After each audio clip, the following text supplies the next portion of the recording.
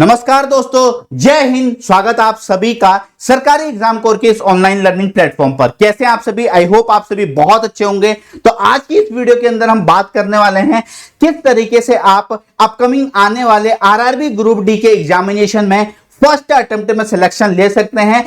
आपको अपनी तैयारी किस तरीके से करनी है, किन बातों का ध्यान रखना है, क्या इसका जो सिलेक्शन का प्रोसेस है वो रहने वाला है, आज की इस वीडियो के अंदर मैं आपको कंप्लीट इंफॉर्मेशन देने वाला हूं। तो वीडियो को स्टार्ट करेंगे बिना किसी देरी के। तो सबसे पहले आरआरबी ग्रुप डी के एग्जामिनेशन में अगर आपको सिलेक्शन लेना है तो उसका पहला प्रोसेस है, आपको एग्जाम देना होगा। इसका जो एग्जामिनेशन है वो सीबीटी बेस्ड होता है, कंप्यूटर बेस्ड टेस्ट। उसके बाद जब आप एग्जाम को क्लियर करते हैं फिर फिजिकल एफिशिएंसी टेस्ट होता है, फिर लास्ट में डॉक्यूमेंट वेरिफिकेशन और मेडिकल होता है। तो एक बार इस एग्जामिनेशन के पैटर्न को समझ लेते हैं। तो बेसिकली इसका जो एग्जामिनेशन का पैटर्न है वो 4 सेक्शन में डिवाइड है। Section 1 general intelligence and reasoning. तो रीजनिंग के आपके पास कितने क्वेश्चंस आने वाला है एग्जाम के अंदर? 30 क्वेश्चंस आने वाले हैं और 30 मार्क्स आपके रीजनिंग के रहेंगे। ठीक है, क्या स्ट्रेटजी क्या रहनी चाहिए आगे हम डिस्कस करेंगे। इसके बाद मैथमेटिक्स के 25 क्वेश्चंस आएंगे 25 मार्क्स के।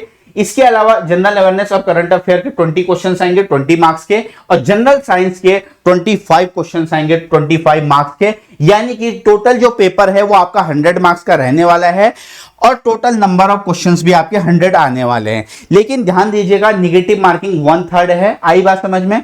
यानी कि अगर आप एक क्वेश्चन को गलत करते हो तो आपका 0.33 मार्क्स डिडक्ट हो जाएगा। यानी कि अगर आप 3 क्वेश्चंस को रॉन्ग करते हो तो ये मान के चलिए आपका 1 मार्क्स नेगेटिव में चले जाएगा। तो इस बात का भी आपको ध्यान रखना है।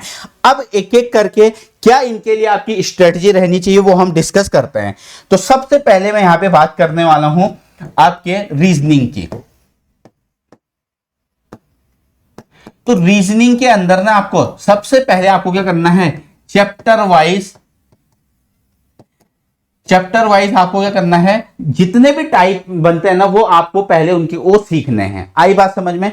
अब रीजनिंग में भी पहले उन टॉपिक्स को कवर कीजिए जिनकी एग्जाम में ज्यादा वेटेज है, जिन्होंने अभी तक बिल्कुल भी सिलेबस को नहीं छुआ है, जो अभी स्टार्टिंग में प्रिपरेशन कर रहे हैं। तो पहले उन टॉपिक को कीजिए जिनकी वेटेज ज्यादा है, फिर बाद में उन टॉपिक को कीजिएगा जब एक बार ये वाले टॉपिक हो जाएंगे फिर जिनकी वेटेज कम है। स्किप एक भी टॉपिक नहीं करना है, ये मैं आपको पहले बता रहा हूं। ठीक है, तो पहला काम आपको होगा चैप्टर वाइज जितने भी टाइप हैं उनको सीखना। उसके बाद प्रीवियस ईयर के क्वेश्चंस को आपको क्या करना है, सॉल्व करना है।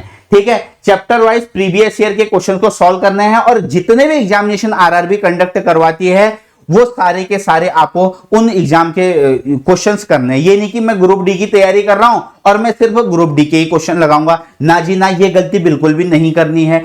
क्यों? आरआरबी एनटीपीसी, इसके अलावा आरपीएफ एसआई, आरपीएफ कांस्टेबल, सारे जितने भी एग्जाम आरआरबी करवाती है सबके क्वेश्चन लगाइए। ठीक है, फिर आपको होना है शिफ्ट किस पे, मॉक टेस्ट पे। मॉक टेस्ट में मॉक टेस्ट आपको ये बताएगा कि भाई आप अभी कहां स्टैंड कर रहे हैं। ठीक है, कितने जो आपने चीजों को सीखा है कितना आप उसको अप्लाई कर रहे हैं, कितना टाइम आप लगा रहे हैं। तो ये आपको मॉक टेस्ट सिखाएगा। और मॉक टेस्ट के अंदर अभी से जो तुम्हारी मिस्टेक हो रही है ना, उनको अभी से उन पे काम करते हुए चलना। भले ही 2 या 3 दिन में एक मॉक टेस्ट दीजिए, लेकिन उस मॉक टेस्ट को इस तरीके से दीजिए कि अगले बार अगर जैसे मान लीजिए आपने पहला मॉक टेस्ट दिया, अगर उसमें प्रॉफिट लॉस का क्वेश्चन गलत हो गया तो दूसरे मॉक में वो क्वेश्चन गलत नहीं होना चाहिए। ऐसा आपका एनालिसिस होना चाहिए। उसके बाद हम आते हैं मैथ्स में। तो मैथ्स में आपको क्या करना है, चैप्टर वाइज कॉन्सेप्ट सीखिए, चैप्टर वाइज। ठीक है, जैसे परसेंटेज है, परसेंटेज बहुत बड़ा टॉपिक है, 8 से 10 कॉन्सेप्ट उसके अंदर हैं। आई बात समझ में? जैसे इलेक्शन वाला है, प्राइस रेट कंजम्पशन है। तो एक बार सारे के सारे कॉन्सेप्ट सीखिए। उसके बाद प्रीवियस ईयर क्वेश्चंस आपको करने हैं। आई बात समझ में? प्रीवियस ईयर के क्वेश्चंस आपको करने हैं और देन आपको स्टार्ट करना है मॉक टेस्ट। आई बात समझ में? ठीक है, तो जो अभी जिनकी तैयारी अभी स्टार्ट कर रखी है जस्ट जिन्होंने, तो वो क्या कर सकते हैं, हफ्ते 10 दिन में एक मॉक टेस्ट जरूर दीजिएगा। और जिन्होंने ऑलरेडी तैयारी है, जो ऑलरेडी पिछले साल से तैयारी कर रहे हैं, वो मॉक टेस्ट पे ज्यादा फोकस कीजिए। ठीक है, उसके बाद हम यहाँ पे बात करेंगे जनरल नॉलेज और किसकी, करंट अफेयर की। ठीक है। तो इसके लिए आप ज्यादा से ज्यादा क्या कीजिएगा, स्टैटिक जीके को पढ़ना स्टार्ट कीजिए। आई बात समझ में? स्टैटिक जीके, इसके अलावा पॉलिटिकल साइंस, हिस्ट्री, ज्योग्राफी, तो ये सारे के सारे प्रीवियस ईयर के क्वेश्चंस जरूर करने हैं। जैसे आपने एक बार बुक से थ्योरी कवर कर ली, उसके बाद आपको प्रीवियस ईयर के क्वेश्चंस जरूर करने हैं। तो एक बार हम सिलेबस देख लेते हैं। देखिएगा मैथमेटिक्स का सिलेबस, नंबर सिस्टम, ठीक है। इसके अलावा इसमें BODMAS, decimal, fraction, LCM, HCF, ratio, proportion, percentage, mensuration, time and work, time and distance, simple and compound interest, profit loss, algebra, geometry, trigno, elementary, statistic, square root, age calculation, calendar, ठीक है। हालांकि ये clock calendar reasoning का part है, pipe and cistern. तो ये सारे के सारे टॉपिक आपको करने होंगे, ठीक है। इसके अलावा रीजनिंग में एनालॉजी, अल्फाबेटिकल सीरीज आएगी, number series, coding, decoding, mathematical operation, relationship, syllogism, jumbling, Venn diagram, data interpretation, इसके अलावा sufficiency, conclusion and decision making, ठीक है, सिमिलरिटीज, इसके अलावा analytical reasoning, classification, direction, statement, argument and assumption. तो ये आपका सिलेबस रहने वाला है। जनरल साइंस में इन्होंने लिखा है the syllabus under this cell cover physics, chemistry, life science of 10th standard, ठीक है। तो 10th तक की बेसिकली इसमें साइंस आएगी। बहुत ज्यादा हार्ड क्वेश्चन नहीं पूछे जाएंगे। प्रीवियस ईयर का ट्रेंड जरूर फॉलो कीजिएगा। मैं फिर से कह रहा हूं, अगर सिलेक्शन लेना है तो प्रीवियस ईयर को इतने अच्छे तरीके से कीजिए कि आपका जो पेपर है वो बहुत अच्छा आपका हो, आप उसमें अच्छा स्कोर करें। उसके बाद जनरल अवेयरनेस, करंट अफेयर में मैंने आपको बता दिया है, ठीक है। फिर जब आप एक बार एग्जामिनेशन क्लियर कर लेंगे, फिर आपका फिजिकल एफिशिएंसी टेस्ट होगा, ठीक है। अभी एग्जाम पे फोकस कीजिए। अब देखिए, लास्ट ईयर वैकेंसी बहुत ज्यादा थी, 1 लाख के से ज्यादा वैकेंसी थी। इस बार मात्र 32,000 वैकेंसी हैं, 32,438। तो कंपटीशन बढ़ने वाला है। कंपटीशन तो बढ़ेगा ही बढ़ेगा, उसके साथ साथ जो कट ऑफ है वो इस बार हाई रहने वाली है। आई बात समझ में? तो आपको क्या करना है, अभी से तैयारी स्टार्ट करनी है। इसका जो एग्जाम है वो आपका अगस्त के आसपास होगा। उससे पहले तो कोई चांस नहीं लग रहा है। तो अभी आपके पास 4 से 5 महीने का टाइम है।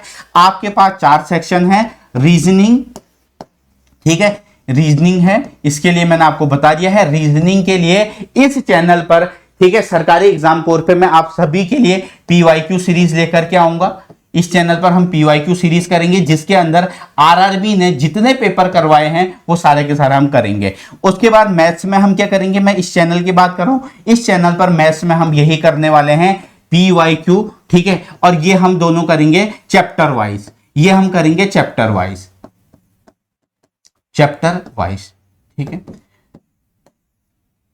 तो इस तरीके से आपकी रणनीति रहनी चाहिए। अपना एक प्रॉपर रूटीन बनाइए, टाइम टेबल बनाइए कि मेरे को कम से कम 8 घंटे तरीके से देने हैं, ठीक है। ये नहीं कि 8 घंटे पढ़ रहे हैं और बीच में 4 घंटे सो रहे हैं, फिर फोन चला रहे हैं, कोई फायदा नहीं। तरीके से जो आपका पढ़ने का टाइम है उसके बीच में थोड़ा सा गैप रखिए। ये नहीं कि 8 घंटे कंटिन्यूअस बैठ रहे हैं, ऐसा भी नहीं करना है।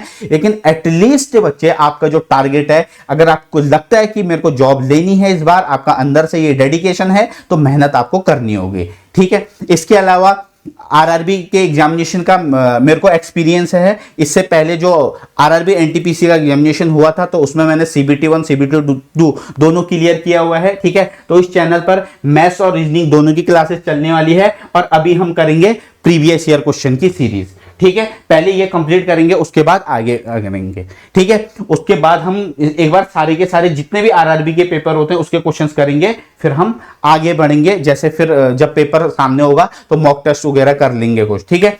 तो उम्मीद करता हूं ये वीडियो आप सभी के लिए बहुत ज्यादा हेल्पफुल रही होगी।